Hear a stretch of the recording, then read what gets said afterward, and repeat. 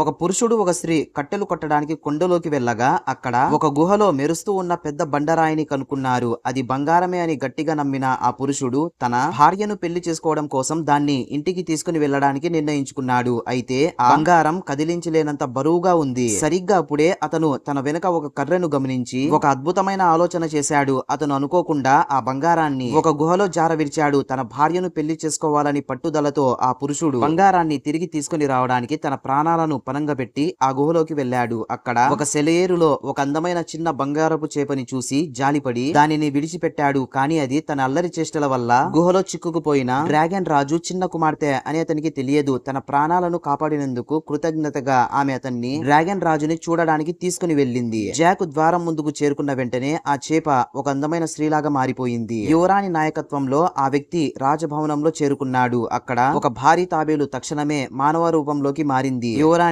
తన రక్షకుడే తన భర్త కావాలని కోరుతుంది. అందుకే అతడిని వదులుకోవద్దని తన తండ్రిని వేడుకుంది. అప్పుడే డ్రాగన్ రాజు ఆ యువకుడికి 3 వరాలు ఇచ్చాడు. ఆ వరాలేమంటే, మొదటి వరం, నువ్వు ఇప్పుడే నన్ను కావాలంటే అందం చేయగలవు. రెండవ వరం, జస్ట్ నువ్వు నీ చేతిని ఇలా ఊపితే ఎడారిలో నది ప్రవహిస్తుంది. నీకు కావాలంటే బంగారపు ఆభరణాలతో నా కుమార్తెను ఇచ్చి నీకు పెళ్లి చేస్తా అని కూడా చెప్పాడు. యువకుడు డ్రాగన్ రాజు కోరికలను తిరస్కరించాడు. అతని నిజాయితీకి డ్రాగన్ రాజు ఎంతగానో చలించిపోయి అమూల్యమైన సంపదలను ప్రసాదించాలని నిర్ణయించుకున్నాడు. మొదటిది అదృశ్యమయ్యే ఒక మాయాటోపి. అద్భుతమైన బహుమతికి అతను మురిసిపోయాడు. సంతోషంగా దాన్ని జోబిలో పెట్టుకున్నాడు. రెండవ బహుమతి దేనినైనా బంగారం లాగా మార్చే ఒక మాయా దండం. చివరి బహుమతి గాలి వర్షాన్ని సృష్టించగల శక్తి. నెక్స్ట్ పార్ట్ కోసం ఒక లైక్ వేసుకోండి.